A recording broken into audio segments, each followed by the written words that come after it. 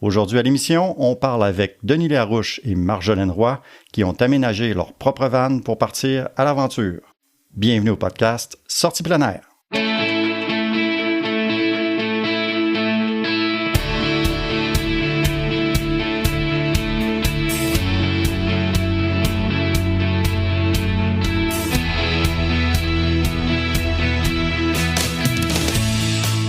Salut tout le monde, Stéphane Chêne au micro, content de vous accueillir pour un autre épisode du podcast Sortie plein air. Mes invités, Marjolaine et Denis, ont une vaste expérience du plein air. Je dirais qu'ils ont presque parcouru la planète au complet, là, qu'on parle d'Ouest canadien, du Grand Nord, de l'Asie ou de l'Europe. Ils ont fait du camping, du trekking, de l'alpinisme, du canot, du vélo. Puis parfois c'était en solo, parfois c'était en couple. Parfois même, c'était en famille. Donc, c'est vraiment des véritables passionnés qui ont une vaste expérience du plein air. C'est pour ça que c'était, selon moi, encore plus intéressant de voir ce qui les a amenés à aller vers la van life et à aménager un véhicule comme ça pour aller se promener, entre autres, dans l'Ouest américain. Ça, on en reparlera plus tard. Comme j'ai eu une longue discussion avec Denis et Marjo, j'ai décidé de diviser ça en 2 épisodes. L'épisode d'aujourd'hui que vous écoutez va se consacrer plutôt à la partie pratique du choix de la vanne, choix du véhicule, la construction, l'aménagement, le processus de décision pour en arriver à un produit fini. Donc, qu'est-ce que Denis et Marjo ont fait pour en arriver avec quelque chose qui répondait à leurs besoins? Puis dans le prochain épisode, là, on partira avec eux en voyage dans les grands parcs de l'Ouest américain. On ira faire un petit tour avec eux, entre autres en vélo de montagne. Ils vont nous parler de leur expérience et des petits trucs pratico-pratiques pour mieux se débrouiller là-bas lorsqu'on se déplace en véhicule récréatif. Petit spécial aujourd'hui, comme ma conjointe Nathalie connaît bien nos invités puis qu'elle s'intéressait également au sujet dont il était question, elle avait manifesté l'intérêt de participer à la discussion. Donc aujourd'hui, vous aurez deux animateurs pour le prix d'un. OK, là-dessus, assez de blabla. Voici maintenant nos invités, Marjolaine et Denis. Bon épisode. Je suis très content aujourd'hui de recevoir Marjo et Denis, des amis de longue date, qu'on ne voit pas assez souvent à notre goût, mais je suis vraiment content que vous preniez le temps de nous parler, à moi et à Nathalie, ma conjointe, que j'ai invitée pour l'occasion, évidemment parce qu'elle vous connaît bien elle aussi, puis elle était très, très intéressée à discuter avec vous de ce dont on va parler. Fait que Marjo et Denis, bienvenue au podcast. Ah, merci bien, ça nous fait plaisir. Oui, merci, c'est vraiment agréable. Dans un premier temps, je vous propose peut-être qu'on regarde comment ça s'est déroulé avec la vanne, comment vous en êtes venu à aller vers ce moyen de transport, parce que vous étiez plutôt des habitués du camping jusqu'à maintenant, si je ne me trompe pas. Oui, c'est ça. On a surtout fait, on a fait du cyclotourisme, on a fait de la randonnée pédestre en trekking, là, avec le minimum de bagages là, transportés avec nous. On a fait beaucoup de camping. On a 3 enfants qui ont fait énormément de camping avec nous. Fait qu'on a fait l'expérience de camping, de tente. On a eu aussi une mini-fourgonnette dans laquelle on a dormi à la fois tente et mini-fourgonnette. Alors, on a eu le goût, là, c'est un projet qu'on nourrissait de longue date, là, à partir du moment où on était 2 personnes à voyager, ça donnait la possibilité là, de s'en aller vers une vanne. Puis c'était l'idée de la liberté que ça donnait de pouvoir camper en toute discrétion. C'est plus facile d'être discret là, quand on a seulement le véhicule de stationner à quelque part. Là, tout le bagage est à l'intérieur. On a un sentiment de sécurité là, d'avoir tout l'équipement bien verrouillé. Là. On se sent comme moins vulnérable là, aux intempéries, mais aussi au regard, là, la capacité de se déplacer facilement avec tout l'équipement avec nous. Là.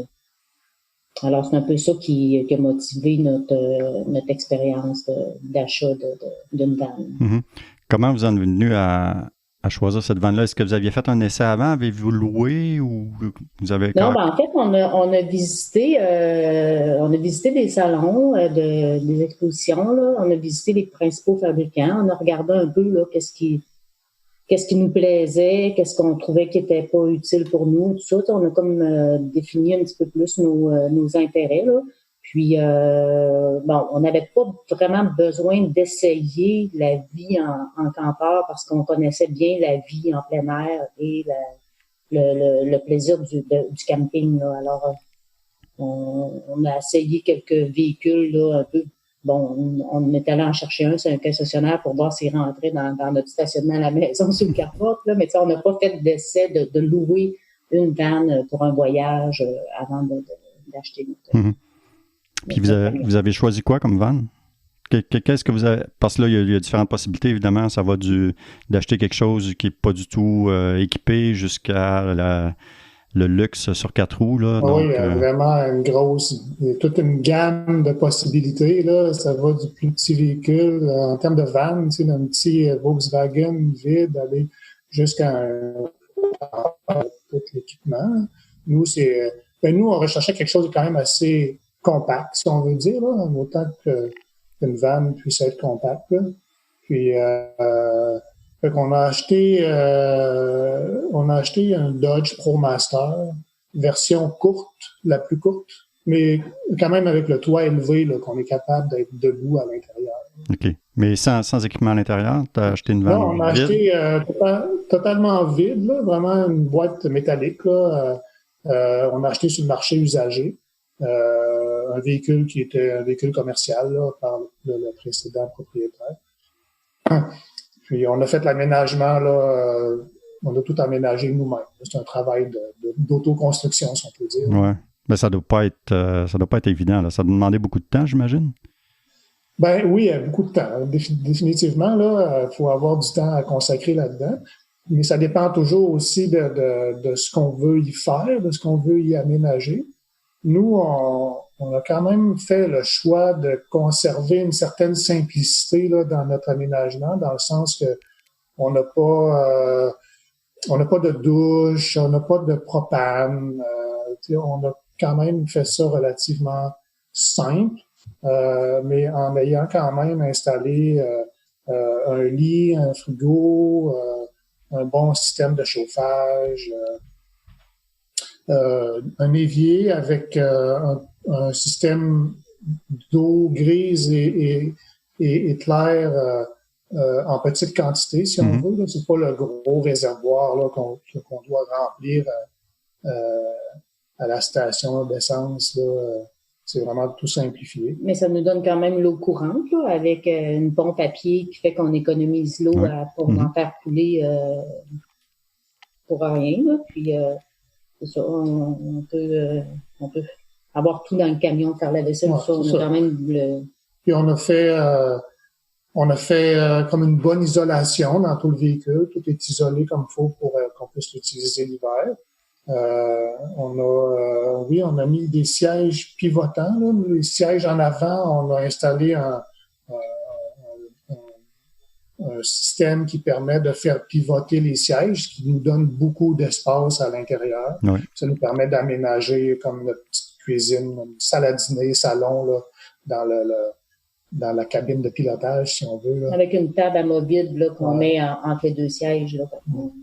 OK. Puis quand vous dites beaucoup de temps, là, beaucoup de temps, ça signifie quoi pour un néophyte? Comment ça prend de temps, tu sais? Ben, nous, on n'a pas compté le nombre d'heures qu'on y a mis, mais ça fait quand même 2 étés là, qu'on passe en partie, parce que les 2 derniers étés, on travaillait quand même pour un travail professionnel en même temps. Fait qu'on faisait ça un peu le soir, la fin de semaine. Puis aussi, notre priorité dans la vie, c'est pas nécessairement d'aménager une vanne, mais plus d'en profiter. D'en profiter, exactement. Ouais. Fait que on est allé avec une étape, avec une méthode itérative, si on veut. Là. On a fait une première aménagement vraiment simplifié pour notre premier voyage en 2018, avec juste les meubles, puis pas de chauffage, pas d'isolation, pas de frigo. Fait que ça nous a pris quand même pas tant de temps que ça à faire. Puis ça nous a permis de faire des essais, de tester le concept là, d'aménagement. On reconnaît l'ingénieur au travail. C'est ça, plutôt qu'avoir des armoires fermées, ben c'est tout des bacs de plastique attachés avec des straps, puis une glacière qu'on a isolée avec du papier bulle pour qu'elle conserve son poids plus longtemps. Beaucoup de couvertures sur le lit pour compenser le chauffage. On n'avait pas d'électricité non plus sur la première année. Fait que là, on avait une petite chandelle à trois chandelles là, pour se faire un petit peu d'eau frontale. Fait que ça permettait de savoir le comptoir, on le planifiait à cet endroit-là. Il peut être ailleurs aussi, tu sais, y a-tu la bonne longueur? Notre petite table qu'on s'est faite pour mettre entre les deux sièges, c'est-tu pratique? Là? On peut la tourner un peu d'un bord puis de l'autre si un veut se lever, avoir plus d'espace. Mais c'est connaître mieux les dimensions. Ouais. Okay, donc, il faut quand même être un peu manuel pour faire ça quand on n'en a jamais fait, parce que ça prend des outils particuliers. On peut se débrouiller avec ce qu'on a à la maison. C'est sûr qu'il faut aimer le bricolage. Il faut avoir fait un petit peu de bricolage dans sa vie. Ça dépend beaucoup aussi de tes... je pourrais dire, disons, qu'il faut que tes aptitudes en bricolage soient aussi élevées que tes attentes.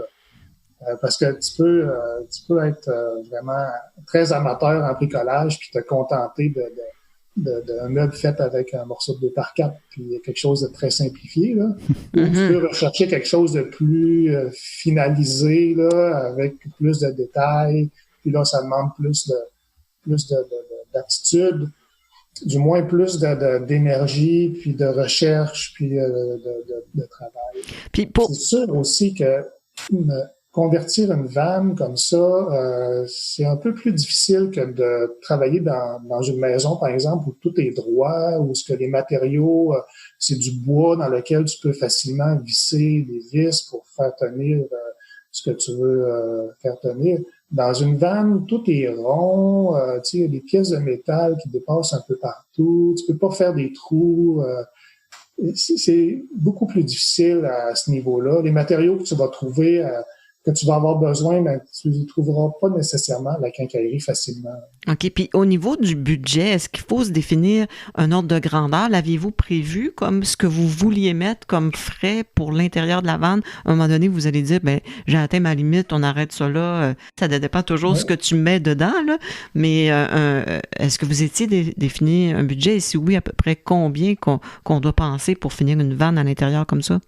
Ben nous, on avait regardé beaucoup, là, parce que ça, c'est un projet qu'on a en tête, qu'on avait en tête depuis quelques années quand même, là, tu sais, même si on n'était pas pressé de le réaliser, c'est quelque chose qu'on regardait, puis on s'informait un peu, on a regardé beaucoup sur les forums, je sais pas combien, de dizaines, de centaines de vidéos sur YouTube qu'on a regardé.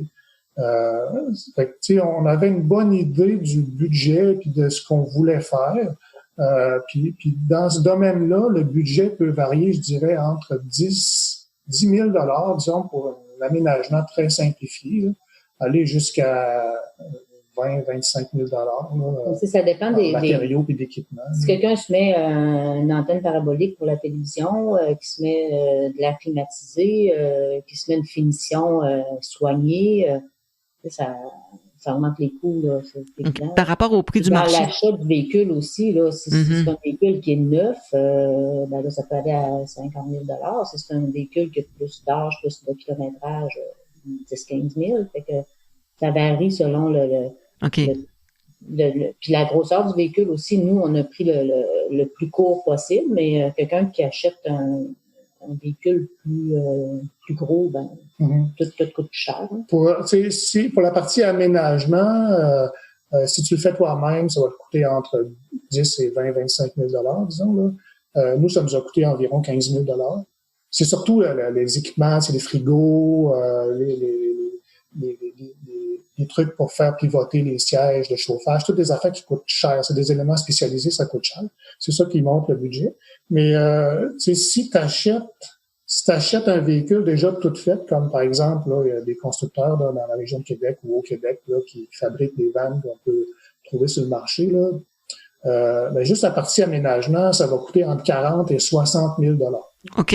On voit un petit peu un ordre de grandeur d'économie qu'on peut atteindre. Oui, ça vaut la peine.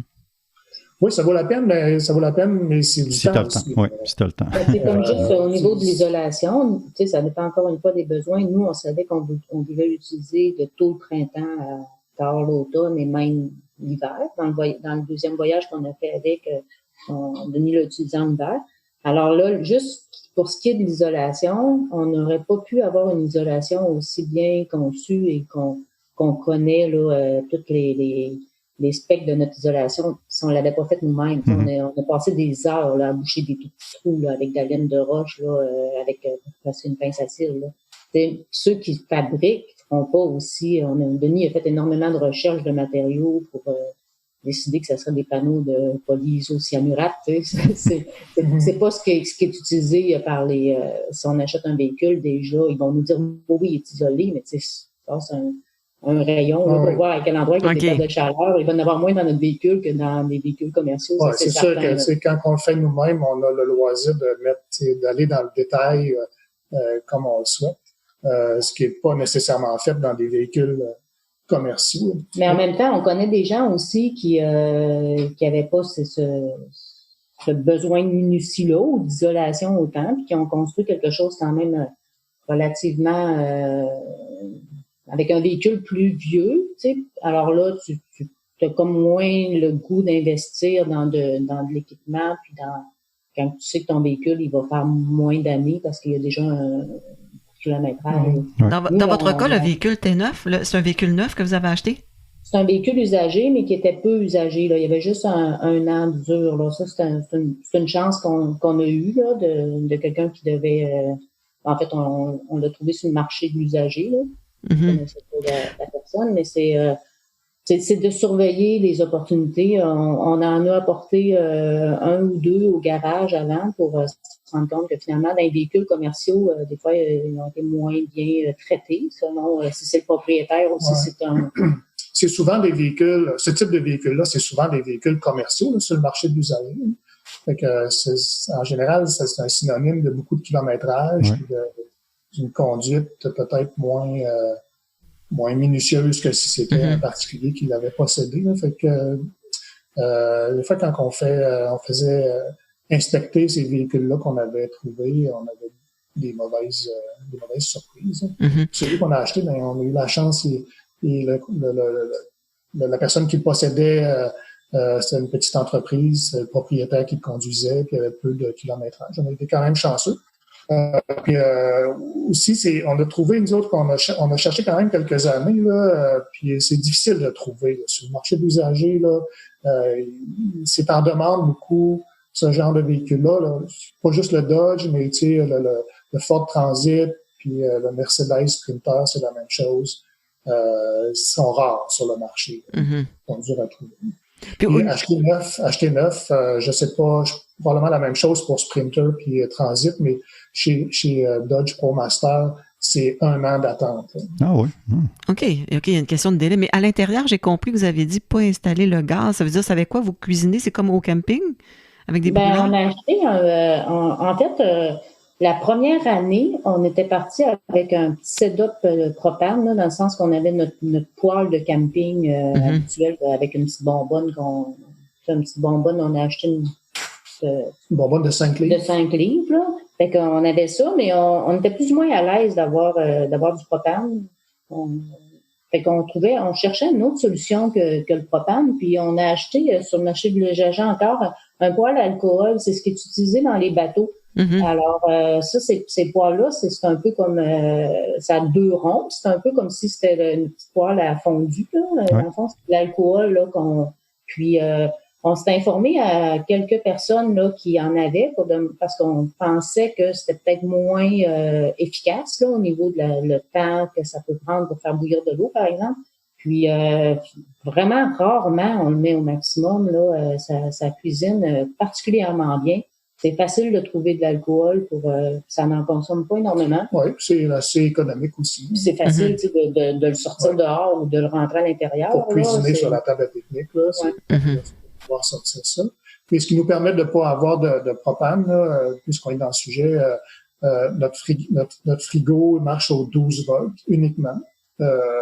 Aujourd'hui, les frigos peuvent fonctionner aux 12 volts très, très bien, là. garder une température sous zéro dans le compartiment de congélation très facilement. Là. Ce qui n'était pas vrai il y a un certain nombre d'années. Est-ce que ça demande une batterie supplémentaire ou juste avec la batterie de l'avant? Non, on a une batterie supplémentaire qui est dédiée à la partie là, habitable là, du véhicule, ce qui est séparé de la batterie du véhicule elle-même. Puis la batterie du campeur, elle vient avec on a installé des panneaux solaires, puis l'équipement nécessaire pour faire fonctionner ça. Puis notre unité de chauffage, notre chaufferette, là, si on veut, dans la vanne, c'est un produit qui fonctionne avec l'essence du véhicule. Alors, ça va piger directement l'essence dans le réservoir d'essence du véhicule. Fait qu'encore là, il n'y a pas de propane qui est utilisé. Là. OK, intéressant. Mais au niveau du propane, c'était pourquoi votre réticence? Au niveau sécurité ou au niveau écologique? Ben, c'était plus au niveau sécurité. En fait, comme Marjolaine le disait, dans notre premier voyage, on avait un système au propane avec une bonbonne de 5 livres. Puis on a eu un problème avec cette bonbonne-là. On a eu une fuite. Puis ça a été très désagréable d'avoir cette fuite-là. Ça nous a obligés d'aller voir un spécialiste. Puis ça nous a d'abord obligés de gérer cette situation-là où on avait une bonbonne de gaz qui fuyait à l'intérieur du véhicule. Là. C'est un peu tannant. Là. OK, oui. Mais cette bonbonne-là, le spécialiste n'a pas été capable de la réparer. Alors, il l'a vidée, puis on l'a conservée pour la ramener au Québec. Puis on s'est mis à utiliser les petites bonbonnes d'une livre qu'on peut acheter dans les commerces, dans les quincailleries. Là. Puis avec ça aussi, on a eu une occasion, une fuite qui nous a dérangé pas mal. Là. Fait qu'on s'est dit à partir de ces deux expériences-là que le propane, c'était pas pour nous. Là. Aussi, ces petites bonbonnes-là, de façon écologique, on allait les porter quand ils étaient vides dans des dépôts, mais pour se rendre compte, dans le fond, qu'ils n'étaient pas réutilisés. Là, Au niveau de la température, vous avez parlé qu'en hiver, il y a la fameuse chaufferette. Je comprends que vous n'avez pas l'air climatisé. Donc, je retiens qu'il y avait l'aspect sécurité. Vous aviez dit, j'avais pas pensé à ça pour une vanne, mais ça m'a attiré l'attention quand vous avez dit, quand on a une tente avec des équipements, c'est vrai que il y a un aspect sécurité, mais justement, le fait qu'il n'y ait pas d'air climatisé, il y a l'avantage de la sécurité. Le camping fait peut-être moins chaud. C'est quoi la comparaison du confort par rapport au camping, justement, si vous n'avez pas l'air climatisé? Est-ce que c'est viable à des endroits où il fait chaud? Ou? En fait, il n'y a pas l'air climatisé, mais il y a un bon système de ventilation. Tu sais, comme quand on dit qu'on a à peu près 15 000 $ pour la conversion, quand on a acheté qu'on a installé au plafond, on a acheté un bon, là, qui a une bonne puissance. Fait qu'il y a quand même une bonne circulation d'air.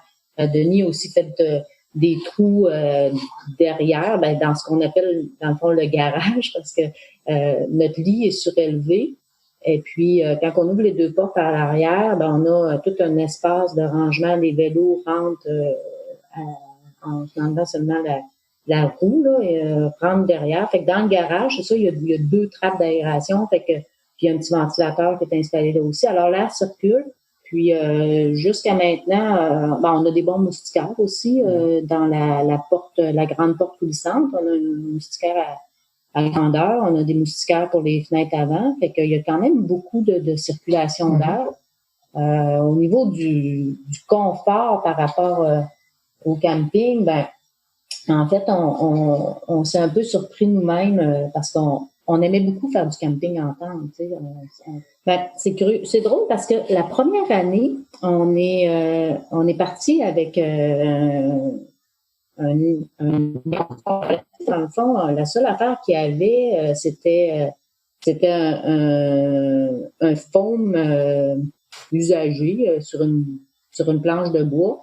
Un bout de comptoir, notre poêle de camping là. On avait la ventilation, les sièges qui tournaient. Les moustiquaires. Les moustiquaires, c'est ça. On avait juste ça. Puis c'est un peu comme une tente, finalement, qu'on avait. C'est un peu les mêmes éléments qu'on retrouve dans une tente. On avait fait quelques sorties aussi de vélo de montagne en ayant tout simplement nos matelas de sol dans le fond de la boîte vide.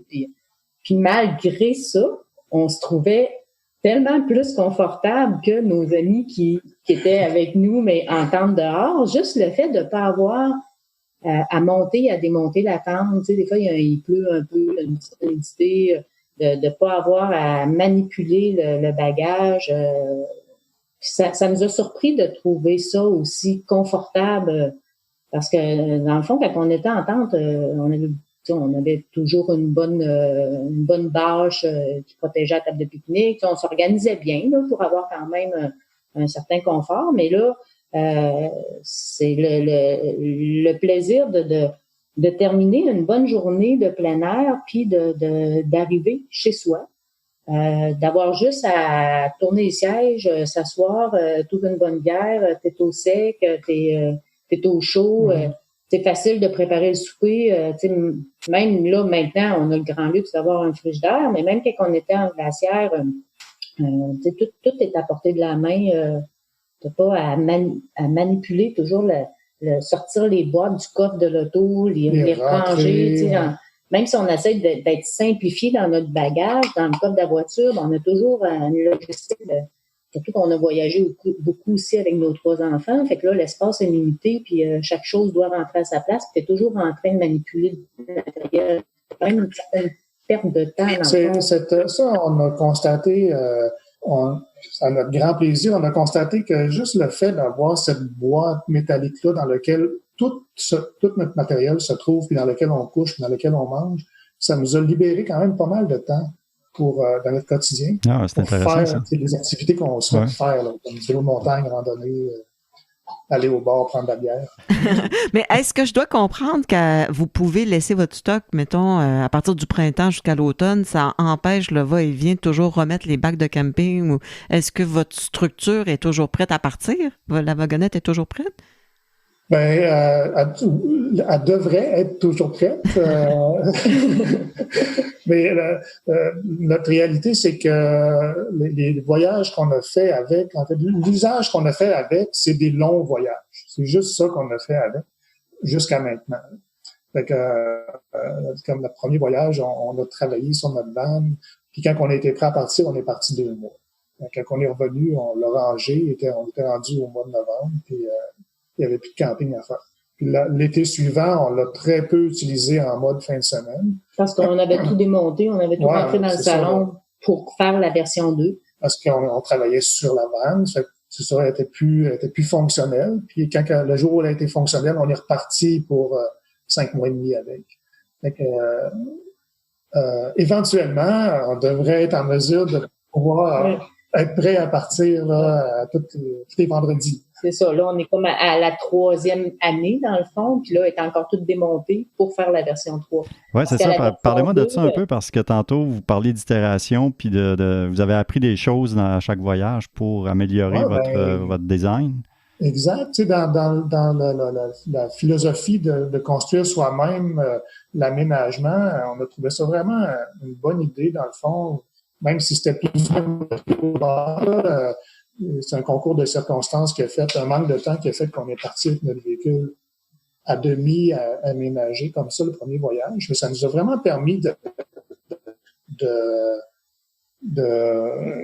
d'analyser plus nos besoins puis de constater que certains choix qu'on avait faits fonctionnaient ou pas. Puis l'année suivante, dans notre 2e itération, là, on est allé en fonction des expériences qu'on avait eues lors du premier voyage. Ça a vraiment bien fait, je trouve. Ça fait partie du plaisir aussi, tu sais, que d'être assis dans le salon, si on peut dire, ce qui est l'habitacle des conducteurs, on a tourné les sièges, puis tu sais, de regarder les armoires et dire « Ah oui, tu sais, regarde, ça, c'était comme ça pourrait peut-être être quelle hauteur on devrait mettre », puis là, tu sors des boîtes de conserve pour vérifier. Puis, fait que tu sais, l'aspect de pouvoir le faire à notre goût, selon nos besoins, ça montre le plaisir je dirais que ça augmente la valeur, peut-être pas économique, mais pratiquement économique du véhicule, parce qu'il est vraiment votre création à vous. C'est ça que je trouve extraordinaire dans ce que vous dites. Vous faites, après le voyage, j'imagine, vous faites un genre de brainstorming, un lessons learned avec, après le voyage, de ce que vous voudriez améliorer. Prenez-vous des notes? Comment vous fonctionnez pour bien vous en souvenir? On n'a pas besoin de faire, dans le fond, un post-mortem après le voyage parce qu'on le fait un peu au fur et à mesure. Là. C'est comme la première année, dans la fabrication du lavabo, Denis a quand même un esprit très pratique. Là, fait qu'il se disait faut que les bidons d'eau, on puisse y accéder facilement pour les sortir du véhicule. Fait que c'est vraiment proche de la porte coulissante. Puis on savait pas trop quelle dimension que ça aurait tout ça. Fait que le premier comptoir, il a été fait en carton. Quand même des cartons rigides, là, de boîtes de vélo. Des bonnes boîtes. Ouais. Fait que là, la première année, on n'avait pas de gêne à dessiner sur les cartons. Là. Fait que toutes les fois qu'on faisait un sentier d'envergure, on avait le plaisir, en venant du sentier, d'écrire le nom puis le parc national d'où on était. Fait qu'on faisait la liste de nos sentiers sur le comptoir. Ouais. La deuxième année, on pensait que ce serait un meuble, parce que là, les dimensions étaient bonnes, un petit peu plus long peut-être pour l'espace faire la vaisselle. Puis, mais finalement, on n'a pas eu le temps de le faire plus que ça. Fait que finalement, on a juste peinturé pour enlever peinturé le carton. Peinturé le carton en blanc pour que ça soit. On voulait aussi tester au niveau des couleurs parce que c'est embêtant de savoir quelle couleur on va l'avoir pour longtemps après ça. Fait qu'on a mis des couleurs qu'on s'attendait à avoir. Puis là, c'est ça. On s'est dit, on va faire un voyage avec. Comme amener on dit, ça serait mieux bleu que blanc ou ça serait mieux vert que rouge. Ouais, c'est le fun, ça. Je trouve que c'est un gros avantage en le faisant soi-même parce que quand tu l'achètes toute faite, t'es pris avec. Tu sais. C'est sûr que tu bénéficies un peu de l'expérience du constructeur, mais ça reste que c'est pas ton expérience à toi. Tu sais. Oui, puis il y a autant de besoins qu'il y a de propriétaires de vannes. C'est ça, exactement. Les besoins sont vraiment différents d'une personne à l'autre. Là. Mais en tant que couple, j'entends des décisions, des choix de couleurs. Est-ce que c'est déchirant parfois ou ça faut avoir de l'harmonie? Non, mais ça se passe assez bien parce que on prend du temps quand même pour le réfléchir puis le regarder puis c'est ça, on s'entend quand même. On est un couple de longue date là, fait qu'on on est habitué aussi de voyager ensemble puis d'avoir parfois des différents? Non, mais de vivre dans une certaine insécurité, quand tu sais pas où est-ce que tu vas dormir la nuit suivante, c'est un peu ce quotidien-là à gérer, on l'a souvent fait en voyage ensemble, fait qu'on n'a pas, des fois les conflits, ça arrive dans des périodes où on est comme plus stressé ou plus insécure, là, fait que, étant donné qu'on a quand même un bon niveau de confiance aussi par rapport à nos capacités à se débrouiller, on a peu de sujets de tension. Dans le fond, c'était en voyage.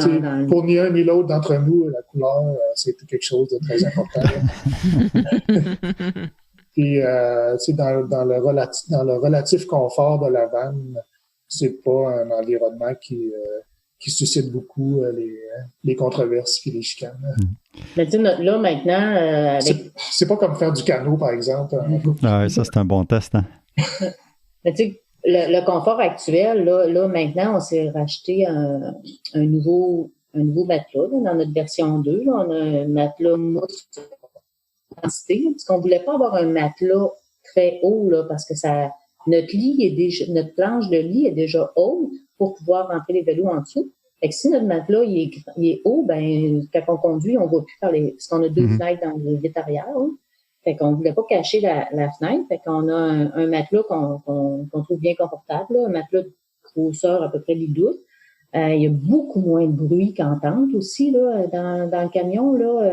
On entend moins, là, le voisinage. On entend moins quand il y a une tempête de vent ou tout ça, ça brasse pas. Ça, d'ailleurs, c'est un aspect, là, qu'on a trouvé comme avantage pour la vanne versus le camping dans une tente, là. C'est l'aspect sécuritaire, le fait, peu importe ce qui se passe autour dans l'environnement immédiat, là, t'es enfermé dans une vanne, tu peux fermer les portes, les barrer. Il y a quand même un niveau de sécurité là, dans lequel on peut se sentir plus à mais tu sais, au besoin, tu te lèves discrètement, puis tu mets la clé, puis tu peux partir. Tu n'as pas besoin de défaire rien comme quelqu'un qui a une roulotte, par exemple, là, il a besoin de démonter la roulotte ou de faire une certaine manutention là, à chaque déplacement, tandis que nous, c'est juste un tour de clé puis on est parti. Ouais, l'insonorisation aussi du véhicule là, qui fait que c'est plus confortable dans certaines situations de dormir dans un endroit insonorisé que dans une tente où tu entends la gang à côté qui font un feu puis un party. La consommation d'essence, ça ressemble à quoi? Nous, on a calculé dans notre premier voyage, on a fait un calcul là, plus précis, puis on est arrivé à 12 litres par 100 km. C'est ça. OK. Quelques décimales de moins que ça. Puis ça, c'est en conduisant de façon économique, là, en faisant très attention. Là, on roulait pas à 120 km/h. Là, c'est plutôt 90, 100, puis en y allant, c'est ça, d'une conduite écologique. Oui, OK. OK, ben c'est pas si mal quand même. Non, c'est quand même pas si pire. C'est pas si pire, mais aussi, c'est un petit peu notre choix d'avoir un véhicule, une vanne courte. Dans notre esprit, ça faisait un véhicule plus léger aussi, qui était plus économique. Oui, absolument. Ça demande-tu des assurances particulières? Au niveau des assurances, je pense que ça peut varier selon les compagnies d'assurance. Là, puis les destinations, si on reste au Canada, si on reste au Québec, si on va aux États-Unis. Mais pour notre part, dans le fond, il y avait comme deux options possibles, là, soit de faire évaluer la valeur par un évaluateur indépendant qui allait ensuite dire à nos assurances la valeur qu'estime notre véhicule, le considérant comme un véhicule récréatif. Ou encore, l'option qu'on a plutôt choisie, c'est de continuer à considérer que c'est un véhicule de promenade. Alors là, on n'a pas de coût supplémentaire pour nos assurances par rapport à... On a une valeur à neuf de la valeur du véhicule, là, tout simplement, comme si c'était une voiture. Quand on passe, partout où on passe avec des frais comme d'une voiture. Si on va sur Interversion, on est une voiture. Si on va dans un stationnement peu importe le stationnement, on rentre dans les lignes. Là. On n'est pas plus gros qu'un véhicule. C'est un aspect intéressant, oui. Oui, c'est ça. Puis au niveau de l'assurance, dans le fond, si jamais on a un accident, on a conservé toutes nos preuves d'achat, tu sais, le coût du frigidaire, le coût de la ventilation, le coût du chauffage et tout ça. Et puis, on va considérer là, un peu la valeur ajoutée de ces éléments-là, qu'on peut faire la preuve qu'on avait à l'intérieur. L'assureur m'a conseillé de faire des photos de tout ça là, pour bien pouvoir démontrer que c'est vrai qu'il y avait eu une conversion avec une certaine qualité d'aménagement. Puis, c'est sûr qu'on n'a pas de frais supplémentaires d'assurance. Et quant à la sécurité, justement, par cette maniabilité-là, parce que vous pouvez vous promener assez facilement avec la longueur, je trouve que c'est un avantage, mais justement, au niveau est-ce que c'est tous les campings qui acceptent ça? Est-ce que vous êtes limité au camping ou est-ce que vous restez? Est-ce que vous la parquez, la vanne, pour vos road trips? En fait, on va peu dans les campings. La première année, on est allé assez souvent dans les campings des parcs nationaux parce que c'est pas avantageux de sortir nécessairement du parc puis y rentrer le lendemain. Puis les campings de parcs nationaux, c'est souvent assez sommaire, là, puis pas très dispendieux, puis dans des beaux environnements. Là. Fait que ça nous convenait bien là, d'être stationné en pleine nature, là, même s'il y a d'autres campements autour. Là. Mais le coût aussi dans les parcs nationaux est un petit peu moins élevé que dans les campings privés. Là. Puis autrement, on apprécie moins d'aller dans des campings privés parce que on n'a pas besoin, en fait, on n'a pas besoin de se brancher à l'électricité, on n'a pas besoin de l'eau courante. Fait que ce qu'on préfère souvent, c'est de se trouver des endroits qui sont comme plus privés à nous. Là. Aux États-Unis, il y a beaucoup des BLM, c'est des terres publiques, des National Forests, où on peut, dans le fond, camper n'importe où. Là. Il s'agit d'être, dépendant des endroits, il y a des réglementations à vérifier. Des fois, c'est à un demi-mille, des fois, c'est à 1 mille de route. Mais au-delà de ces endroits-là, c'est permis de camper n'importe où. Aux États-Unis, dans les États qu'on a visités, c'est quand même relativement facile de trouver des endroits où on peut camper gratuitement. Là. C'est commun. C'est plein de gens qui font ça. Ça ne veut pas dire que c'est illégal. Là. C'est très légal. Là. C'est même, dans certains endroits, c'est aménagé. Comme Marjolaine le disait, les BLM puis les National Forests, c'est des lieux où, en général, on peut camper et où on va retrouver d'autres personnes qui campent. Là. C'est quoi de BLM? BLM, c'est Bureau of Land Management. C'est l'acronyme là, de l'entité de gestionnaire de ces territoires-là. Ce sont des parcs nationaux, c'est pas des parcs nationaux? Non, mais c'est un peu l'équivalent, si tu veux, au Québec, des réserves. Là. C'est un territoire public. Les réserves phoniques, okay. Oui, exactement. Là, une réserve phonique où il n'y a pas d'aménagement, il n'y a pas de bâtiment, rien. Là. C'est vraiment du territoire libre. Mais qu'est-ce que vous faites pour vos douches? Qu'est-ce que vous faites pour... quand il n'y a pas d'aménagement comme ça, qu'est-ce que vous faites? Ben pour la douche, en fait, on a une douche portative là, qui est un petit... on a acheté ça là, dans des commerces usuels. Là. On remplit ça d'eau tiède. On fait chauffer de l'eau, on remplit ça, puis on est capable de prendre chacun une douche avec ça, avec un système de rideau à l'arrière du camion ou quelque part en forêt. On s'est donné fabriquer une petite plateforme pour pas qu'on se mouille, qu'on se salisse les pieds, une place pour accrocher le savon. Fait qu'on prend, dans la mesure du possible, on prend notre douche au camion ou autour du camion. Quand c'est pas possible, si on trouve toujours ils appellent ça des recreation centers. Dans le fond, c'est l'endroit où il y a les services municipaux, là, une piscine ou un gymnase ou quelque chose comme ça. Et puis, c'est très commun que des gens aillent prendre leur douche, là. Tu sais, il y a un tarif, là. Ça coûte 5 $ par personne ou 4 $ par personne, tout dépendant des endroits, là. Alors, on peut aller... il y a aussi parfois des truck stops où on peut avoir des douches. Il y a différents endroits comme ça qu'on peut trouver. C'est notre premier choix, dans le fond, là, d'aller à la piscine publique pour prendre notre douche, là. Puis, c'est relativement facile. Public. Ça évite, pour nous, c'est un choix que, comme je dirais, la moitié des gens qui ont des vannes ont fait, là. Il y en a la moitié qui ont des douches à l'intérieur, l'autre moitié n'ont pas. Avoir une douche dans la vanne, ça amène certains désavantages. Une douche, ça prend vraiment beaucoup d'eau, là. Il faut que tu transportes beaucoup d'eau, un gros réservoir, un système pour chauffer l'eau, après ça, un système pour l'évacuer ou pour conserver l'eau grise que tu as produite.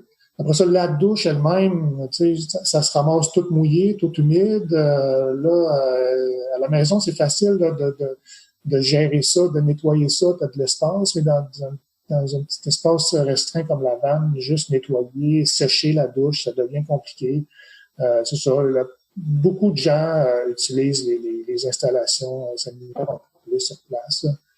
Nous, nos activités, c'est le vélo de montagne, puis la randonnée. En général, dans les régions de vélo de montagne sont près d'une ville tout le temps. Il y a toujours un service public pour prendre sa douche. C'est très facile. Puis tu as de l'eau en masse, puis tu as de l'eau chaude, puis ça va bien.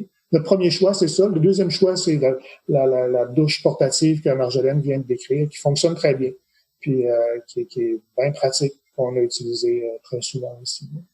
Dans des gens qui avaient des douches à l'intérieur de leur véhicule, nécessairement, ça requiert, si on avait fait cette option-là, d'avoir un véhicule plus long, parce que l'espace de la douche c'est une perte d'espace dans l'habitacle quand t'es pour le... Mm-hmm. C'est pas grand, là, quand même, le camion. En fait, si tu consacres, là, quelques pieds carrés à la douche, ben, c'est pas un espace que tu utilises pour d'autres choses.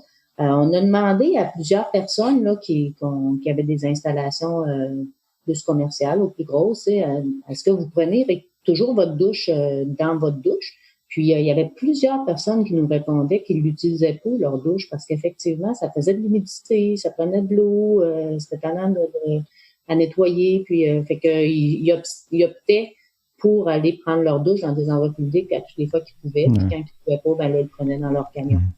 Mais ça dépend aussi, tu sais, du niveau de de confort qu'on aime avoir. Tu sais, quand on est habitué de faire beaucoup de camping, mais tu sais, dans le fond, alors c'est sûr qu'en vélo de montagne, ça prend des douches au quotidien, là. C'est des activités qu'on se salit plus que si on fait juste du camping régulier, mais ça posait pas de problème de trouver des endroits pour la douche. Ce que j'entends, c'est quand même, ça veut dire que quand tu fais de la vente comme ça vous a fait faire des choix, entre guillemets, écologiques, où tu es obligé de penser à ta consommation, à l'espace que tu prends. C'est comme en miniature une réflexion écologique. C'est ce que j'en déduis, en tout cas, là.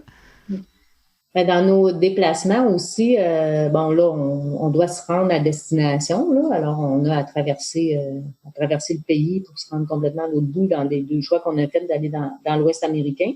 Mais une fois sur place, on se déplace peu parce qu'on essaie là, d'explorer le plus possible l'environnement où on est, puis de faire peu de kilomètres. Notre but, c'est pas de voir le plus d'endroits possible, c'est de plus voir les endroits où on est. Alors, on se déplace pas beaucoup d'une fois. En terminant, avant de passer à la section purement voyage de la discussion, est-ce que vous auriez des conseils, peut-être toi, Denis, sur l'autoconstruction, après ton expérience, là, deux et même 3e itération, qu'est-ce que tu en aurais conclu ou qu'est-ce que tu aurais aimé savoir avant de commencer? Ben, en fait, ce que j'aurais aimé savoir avant de commencer, c'est sûr que moi, je me suis vraiment bien informé, mais aussi, j'ai pris mon temps, là. Tu sais, comme on a dit, là, en faisant 2, 3 itérations, ça m'a permis d'aller chercher l'information qui me manquait, là. Mais s'il y avait un conseil que j'avais à donner à quelqu'un qui voudrait se lancer dans un projet comme ça, c'est de vraiment bien prendre le temps d'analyser les besoins, parce que ou ses besoins, les besoins de la personne en particulier, parce que j'observe beaucoup sur les forums, je suis vraiment beaucoup présent sur les forums qui traitent de conversion de vannes, et aussi pendant les voyages, on a vraiment rencontré et discuté avec plein de monde qui ont converti des vannes comme ça. Mais moi, j'ai constaté souvent que les gens, ils se lancent dans des aménagements qui dépassent leurs besoins. Je pourrais juste donner comme exemple le système électrique. Il y a beaucoup de gens qui essayent de reproduire, tu sais, l'équivalent du réseau électrique qu'on a à la maison là, pour alimenter toutes sortes d'appareils au 110 volts, séchoir à cheveux, grille-pain, cafetière, nommez-les, là, c'est incroyable. Mais ça a une grosse incidence sur le système électrique lui-même parce que c'est tous des trucs qui prennent beaucoup, beaucoup d'énergie. Ça fait que là, au lieu d'avoir 300 watts de panneaux solaires sur le toit, ça te prend double, ça te prend 2 fois plus de batterie, ça te prend un convertisseur 12 volts pour produire du 110, tous les éléments du système électrique qui sont déjà coûteux et qui prennent de la place dans un environnement que tu veux sauver chaque pouce cube. Pour répondre à un besoin finalement qui est discutable, parce que nous, on a constaté que du 110, on n'en a même pas besoin. Tout fonctionne très bien au 12 volts. On a acheté pour nos ordinateurs on a remplacé là le petit transformateur qu'on branche à la maison dans le mur pour alimenter nos ordinateurs par l'équivalent, mais qui fonctionne au 12 volts. Donc, c'est tout branché sur le 12 volts. Notre système électrique, il est vraiment réduit. Il a coûté certainement la moitié du prix d'un système qu'on peut retrouver dans certaines vannes. Et tout fonctionne bien, là. On a juste ce qu'on a besoin en faisant des choix éclairés, là.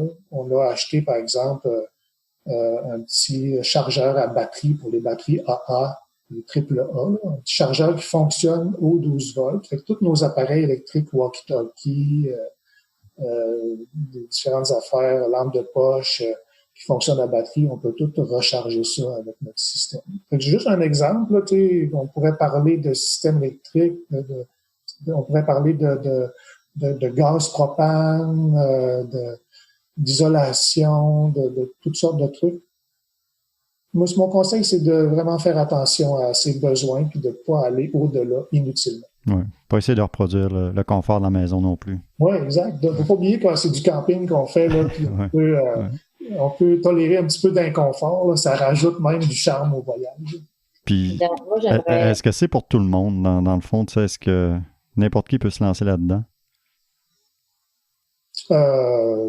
de fabriquer la vanne ou bien le camping en vanne? Ben, la fabriquer, là, j'imagine, comme on l'a dit, ça demande quand même un certain degré d'habileté Pour la manuelle. fabriquer, nous, c'est Denis qui fait la vanne. Là. Je l'appuie du mieux que je peux, là, mais quand on a acheté pour faire pivoter les sièges, là, ça, c'est arrivé comme le passager, puis le passager, le conducteur, mais c'est pas écrit, puis il n'y a pas de manuel d'utilisation. Là. Fait qu'il faut trouver comment installer ça, puis il faut que ça soit installé de façon sécuritaire. Là. Nos banquettes sont accrochées là-dessus. Là. Quand c'est le temps d'installer le ventilateur au plafond, faut faire un trou dans le plafond. Là. Fait que c'est un petit peu stressant. Là. Donc, c'est pas donné à tout le monde de se lancer dans un projet comme ça. Non, c'est ça. Faut être bricoleur, mais aussi, il faut savoir comme inventer au fur et à mesure parce que tu sais pas d'avance comment que ça... Tu sais, comme le système électrique, mais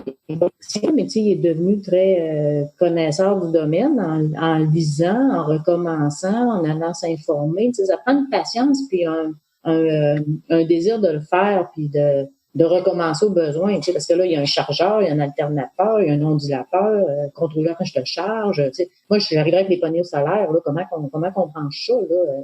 Tu sais, c'est de l'électricité, là. C'est la même chose avec le système le système de chauffage, là, ça va dans la pompe à essence. C'est un conduit d'échappement. Faut pas s'intoxiquer avec le conduit d'échappement de ça. Faut pas que ça rentre à l'intérieur du véhicule. Fait que, tu sais, c'est des, c'est ça, c'est toutes des choses, là. On pourrait aussi avoir une vanne sans avoir de panneaux solaires, mais c'est quand même plaisant d'avoir de la lumière, de l'électricité à l'intérieur. Mais c'est ça. Moi, je pense qu'on peut résumer ça en disant qu'il faut avoir les aptitudes qui correspondent à tes objectifs. T'sais, parce que moi, on a vu, moi et Marjolaine, des gens qui avaient peu d'aptitudes, qui ont converti leur van de façon très rudimentaire. Puis ça fonctionne, tu sais, ça fonctionne très bien, puis ils sont bien heureux là-dedans, puis c'est parfait, là. Ouais. C'est juste une question de... On en voit des fois aussi, tu sais, qui sont tout fiers d'avoir un gros rack sur leur toit, là, pour pouvoir monter une tente dessus ou pour mettre du bagage que jamais on va mettre parce que c'est haut le toit, là. C'est pas pratique d'aller mettre des choses sur le toit, tu sais. Nous, on s'est dit dès le départ, faut rester simple. Puis il faut pas avoir, parce qu'on a plus d'espace, avoir plus de bagages. Parce qu'il faut continuer à avoir, on est content d'avoir de l'espace pour notre bagage. Mais si on remplit ça, puis là, on va se retrouver avec le même inconvénient que quand on était dans le coffre de la voiture, à avoir à tout manipuler, à tout déplacer pour être capable d'aller chercher quelque chose. Voilà pour l'épisode d'aujourd'hui. Donc, on a parlé pratico-pratique cette fois-ci. Dans le prochain épisode, on reste avec Denis et Marjolaine. On ira visiter les grands parcs américains et on ira faire un peu de vélo de montagne avec eux. Ils vont nous parler de leur coup de cœur et de leurs expériences là-bas. Là-dessus, je vous remercie d'avoir été là et d'ici la prochaine fois, je vous souhaite de belles sorties plein air.